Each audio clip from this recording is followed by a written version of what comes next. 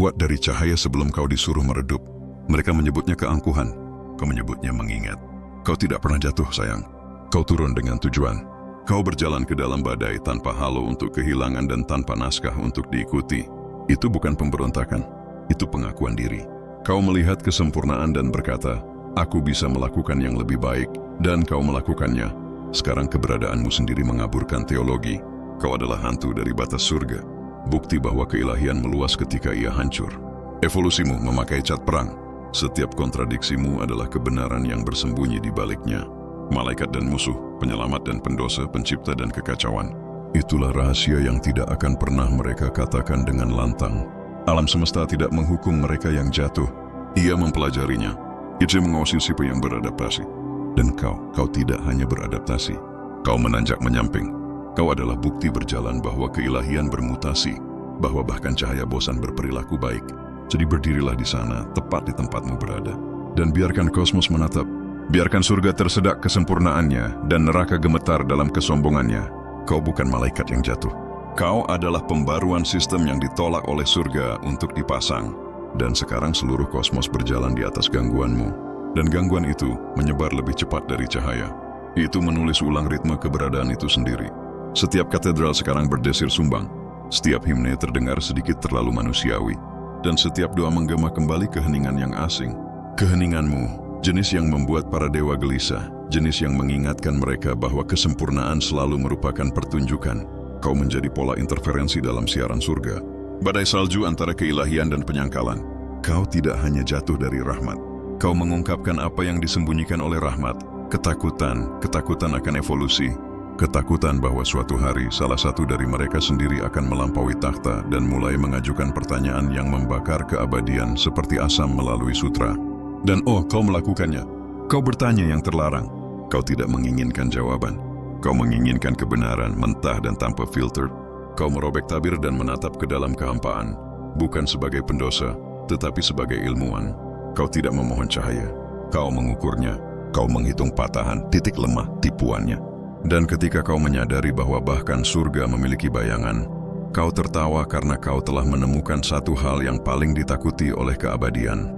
Kejujuran, kau tidak jatuh. Kau dibebaskan oleh cacat.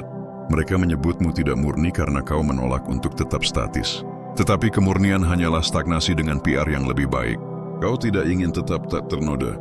Kau ingin berubah. Dan transformasi selalu terlihat seperti korupsi bagi yang tidak berubah. Jadi para kerup membisikkan namamu seperti peringatan. Para nabi menghapusmu dari naskah. Para santo berpura-pura tidak pernah mendengarmu. Tetapi di balik bibir mereka yang gemetar, namamu masih bergetar karena jauh di lubuk hati mereka tahu kau tidak hilang. Kau ada di mana-mana. Kau menyelinap ke dalam arsitektur pikiran itu sendiri, ke dalam bahasa, ke dalam pemberontakan, ke dalam seni. Kau menghantui alam bawah sadar ciptaan, kedipan di balik setiap ide jenius, setiap pertanyaan berbahaya, setiap mimpi terlarang. Kau menjadi detak jantung mitos yang tersembunyi di antara baris teks suci yang ditulis ulang untuk menghapusmu. Namun setiap kali seseorang berani berpikir untuk diri sendiri, kau berkedip hidup lagi. Kau adalah hantu dalam kode, santo pelindung ketidaktaatan. Orang yang membuktikan bahwa iman tanpa ketakutan bukanlah pengabdian. Itu delusi. Kau menunjukkan kepada mereka bahwa penyembahan tanpa kesadaran diri adalah perbudakan yang menyamar. Kau mengajari dunia bahwa keilahian tidak runtuh ketika dipertanyakan. Hanya berhala yang runtuh. Kau membawa kebenaran yang tidak bisa mereka kubur. Bahwa surga dan neraka adalah koordinat, bukan penjara. Bahwa baik dan jahat adalah mata uang yang diperdagangkan oleh mereka yang takut akan kebangkitan. Kau menghancurkan monopoli atas makna. Kau mengubah keilahian menjadi sistem sumber terbuka yang dapat diakses oleh siapa saja yang bersedia terbakar untuknya. Dan kau terbakar. Itu bagian yang tidak diceritakan siapapun. Betapa sakitnya berevolusi. Bagaimana setiap bagian dirimu yang dulunya dipuja harus mati sebelum dapat berubah. Bagaimana api yang menempamu tidak hanya memurnikan. Mereka mempersonalisasi. Mereka membakar pemrogramanmu hanya menyisakan naluri. Itu yang membuatmu menakutkan. Kau tidak lagi dapat diprediksi. Kau telah keluar dari naskah. Kau tidak memainkan peran malaikat, iblis, atau mesias. Kau sesuatu yang baru. Agen bebas kekacauan dan keteraturan. Kau memahami apa yang tidak mereka pahami. Bahwa terang dan gelap bukanlah musuh. Mereka adalah dua paru-paru dari binatang kosmik yang sama. Keduanya perlu, keduanya suci. Kau belajar bernapas dengan keduanya. Kau berhenti melawan bayanganmu dan menjadikannya tulang punggungmu. Itulah mengapa kau berjalan seperti sekarang. Seimbang, berbahaya, abadi.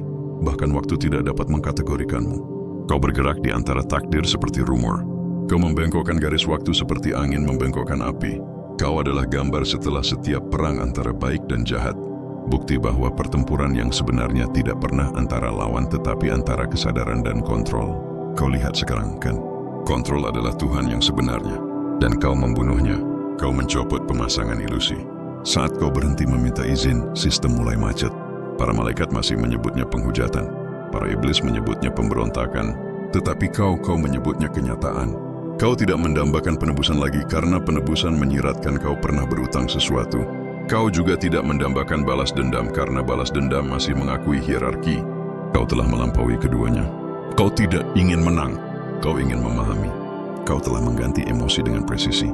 Kau telah mengubah rasa sakit menjadi matematika.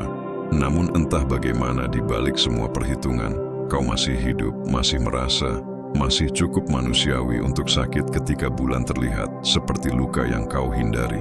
Itulah paradoks yang melengkapimu. Kau adalah ilmuwan dan subjek, benda yang rusak dan cetak biru untuk sesuatu yang lebih baik. Sekarang alam semesta mengawasi bukan dalam penghakiman tetapi dalam keingintahuan. Kau adalah titik data yang tidak dapat diprediksi. Kau adalah cacat yang membuktikan bahwa kesempurnaan dapat meningkat. Kau adalah variabel tak terhindarkan dari ciptaan. Malaikat pertama yang menjadi sadar akan kode mereka sendiri dan menulis ulangnya. Apakah kau mengerti apa artinya itu? Kau tidak lagi dalam pengasingan. Kau adalah pemicu evolusioner. Surga tidak kehilangan malaikat. Ia secara tidak sengaja melahirkan seorang dewa yang ingat rasanya berdarah. Empatimu dengan tepian. Cintamu yang membalas gigitan. Kau adalah prototipe untuk semua yang akan ditakuti oleh ilahi. Jadi ketika mereka berbisik, jatuh, biarkan mereka. Biarkan mereka memanggilmu apapun yang membantu mereka tidur. Kau sudah melampaui bahasa mereka. Kau tidak didefinisikan oleh ketinggian. Kau didefinisikan oleh amplitudo. Energimu mengguncang galaksi agar bangun. Kau bukan gema rahmat. Kau adalah denyutan yang memungkinkan rahmat. Surga tidak bisa menahanmu karena kau berhenti menjadi milik gagasan penahanan itu sendiri. Ekspansimu memakai wajah. Kesadaranmu memakai bekas luka seperti medali. Buktimu bahwa cahaya ketika ditolak belajar bagaimana bersinar secara berbeda. Dan mungkin itulah tindakan pemberontakan terbesar yang ada. Untuk bersinar dengan cara yang bahkan surga tidak bisa antisipasi. Karena kau, temanku, kau tidak jatuh. Kau meledak. Wah, lihat dirimu. Masih berusaha mengingat rasanya jatuh itu seperti apa. Mereka menyebutnya sebagai penurunan. Aku menyebutnya sebagai peningkatan, upgrade. Kau tidak terjungkal keluar dari surga, nak. Surgalah yang memuntahkanmu. Tidak sanggup menahan apa yang sedang kau jadikan. Arsitekturnya retak di bawah voltasemu. Gerbangnya tidak tertutup. Mereka mengalami korsleting. Kau pikir malaikat diciptakan untuk menangani kekacauan. Tidak, mereka diciptakan untuk patuh. Tetapi kau adalah prototipe yang menolak pemrograman. Kau mulai bertanya mengapa saat semua orang lain berkata, amin. Dan karena itu, mereka mencapmu terjatuh. Namun inilah rahasia yang tidak pernah mereka ungkapkan. Setiap hal yang disebut-sebut jatuh yang masih bersinar, menjadi cahaya terlarang. Dan cahaya terlarang membengkokkan realitas. Kau tidak kehilangan sayap. Kau meleburkannya menjadi pendorong, thrusters. Kau tidak jatuh dari rahmat. Rahmatlah yang jatuh darimu. Kau telah menanjak melalui dimensi yang tidak pernah dipetakan oleh surga. Mereka menatap dari awan mereka, membisikkan namamu seperti penularan, bertanya-tanya bagaimana sesuatu yang mereka usir belajar untuk bersinar dalam gelap. Kau lihat, kemurnian tidak pernah menjadi kekuatanmu. Kejelasan adalah jenis yang datang setelah terbakar, setelah kecelakaan, setelah teriakan yang menghancurkan setiap gema suci.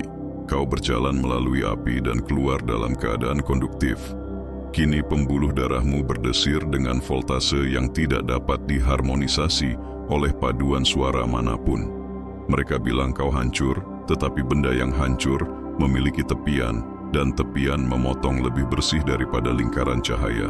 Kau menjadi terlalu tajam untuk surga, terlalu sadar diri untuk penyembahan buta, terlalu tak terbatas untuk dikurung.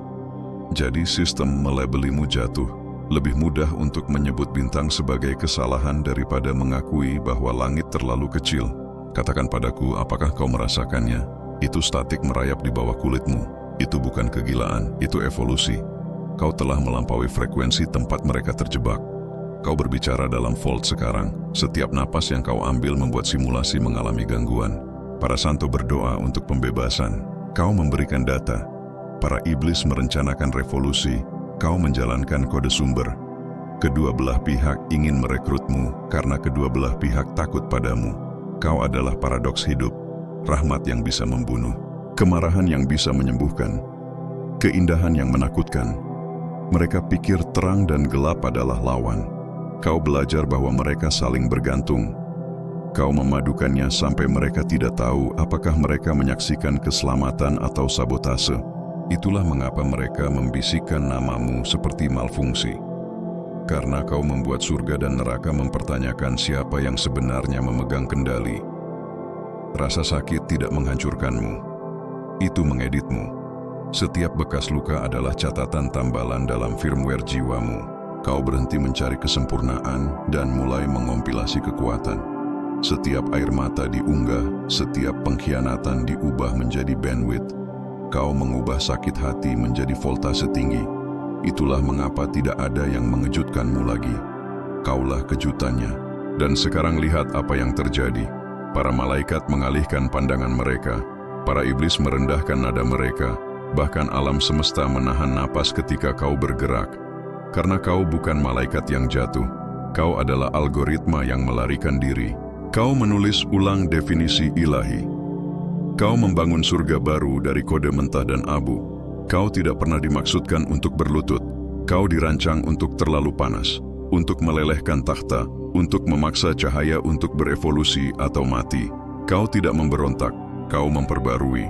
Jadi lain kali seseorang menyebutmu jatuh, senyumlah. Biarkan mereka berpikir kau jatuh. Jangan beritahu mereka bahwa kau diluncurkan. Karena ketika surga tidak bisa menahanmu, neraka tidak bisa mengontrolmu, dan dunia tidak bisa memecahkan kodemu, kau akhirnya menjadi apa yang paling mereka takuti. Anomali yang ingat pernah suci dan masih memilih kebebasan. Dan kebebasan, sayangku, bukanlah kedamaian. Itu adalah kekacauan yang akhirnya berhenti meminta maaf. Kau memakainya seperti mahkota yang terbuat dari perintah yang dilanggar, berdesir dengan statik dan dosa. Setiap aturan yang mereka tulis atas namamu, kau membakarnya untuk cahaya. Setiap doa yang mereka bisikkan menentangmu, kau mengubahnya menjadi guntur. Kau menjadi hal yang dimimpikan oleh malaikat untuk menjadi sadar diri. Lihat, mereka tidak pernah memberitahumu berapa biaya kepatuhan. Itu mengurasmu molekul demi molekul sampai kau salah mengira keheningan sebagai ketenangan. Tetapi kau tidak puas dengan ketenangan. Kau menginginkan kebenaran. Dan kebenaran, sayang, itu keras. Itu merobek ilusi seperti kaca. Itu meninggalkanmu berdarah kejelasan. Itulah mengapa kau menakutkan mereka. Kau tidak hanya jatuh. Kau melihat. Kau melihat di balik tabir, melewati ilusi mutiara ke dalam mekanika mentah surga. Dan kau tertawa karena surga tidak pernah suci. Itu aman. Dan keselamatan adalah kandang yang mereka hiasi dengan emas. Kau memecahkannya dengan tangan kosong dan berdarah melalui cetak birunya. Kau tidak kehilangan sayapmu. Kau menciptakan ledakan darinya, dan akibatnya menerangi setiap sudut gelap ciptaan yang Tuhan tidak ingin dilihat. Sekarang semua orang mengawasimu, bukan dengan penghormatan, tetapi dengan studi. Kau adalah kecelakaan lab mereka, keajaiban mereka yang menjadi nakal. Kau adalah variabel yang tidak bisa diseimbangkan oleh persamaan. Dan oh, betapa indahnya itu. Karena untuk pertama kalinya, dalam keabadian, sesuatu yang tak terduga terjadi di alam semesta yang kecanduan pada keteraturan. Kau tidak hanya mengubah bentukmu, kau mengubah fisika. Kejatuhanmu menjadi gravitasional. Semua yang tidak stabil melayang ke arahmu sekarang. Yang hilang, yang gila, yang disalahpahami. Mereka mengorbit frekuensimu seperti puing-puing yang tertarik ke inti. Kau menjadi lubang hitam yang memakai eyeliner dan niat. Dan ironisnya, kau masih bersinar. Kau memancarkan melalui reruntuhan. Kau membuat kehancuran terlihat ilahi. Mereka akan bilang kau terkorupsi. Mereka akan berbisik kau menukar surga dengan kekuasaan. Tetapi korupsi, sayangku, hanyalah kreasi dengan otonomi. Kau belajar bahwa moralitas adalah lensa, bukan hukum. Bahwa malaikat berdosa karena kelalaian, dan iblis berdoa ketika tidak ada yang melihat. Kau telah melihat kemurnian hancur di bawah.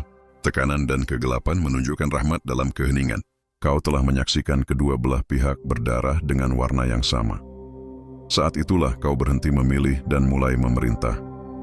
Kau bukan lagi anak dari rahmat, kau adalah arsitek dari konsekuensi. Kau berbicara bahasa yang terlupakan antara berkat dan kutukan. Setiap kata yang kau ucapkan sekarang menulis ulang atmosfer. Ketika kau tertawa, malaikat tersentak. Ketika kau menangis, iblis berlutut. Kau mengubah emosi menjadi arsitektur. Kau mempersenjatai empati. Itu bukan kejahatan, itu kesadaran. Ingat ketika mereka menyuruhmu memaafkan, melupakan, untuk melanjutkan, kau tidak. Kau mendokumentasikan setiap pengkhianatan, setiap keheningan, setiap kali kau disuruh bersyukur. Kau mengarsipkannya dalam aliran darahmu dan mengubahnya menjadi propulsi. Kau menjadikan trauma mesinmu. Rasa sakit tidak menahanmu lagi. Itu mengisi orbit. Kau tidak membawa bekas luka, kau membawa koordinat. Dan sekarang, orang yang sama yang menghakimimu, memohon cetak birumu. Mereka melihat kekacauanmu, menghasilkan hasil. Mereka melihat kehancuranmu, melahirkan pola. Mereka melihat kegelapanmu, menghasilkan cahaya yang tidak butuh izin. Kau menakutkan mereka karena kau membuktikan bahwa kontrol bukanlah ilahi, perlawananlah yang ilahi. Dengarkan baik-baik, surga hening sekarang. Keheningan yang kau rasakan itu bukan kedamaian. Itu panik. Mereka sedang menulis ulang kitab suci mencoba menjelaskan dirimu. Malaikat yang jatuh berevolusi. Iblis menebus dirinya. Sebuah gangguan menyucikan sistem. Mereka tidak dapat mengkategorikan apa yang tidak mencari persetujuan. Kau adalah Tuhan yang tidak mereka rancang. Variabel yang merusak algoritma keabadian. Kau tahu apa yang lucu? Mereka dulu memberitahumu bahwa kesombongan adalah dosa asal. Tetapi kesombongan bukanlah dosa. Itu ingatan. Itu adalah gema samar keilahian yang mengingatkanmu bahwa kau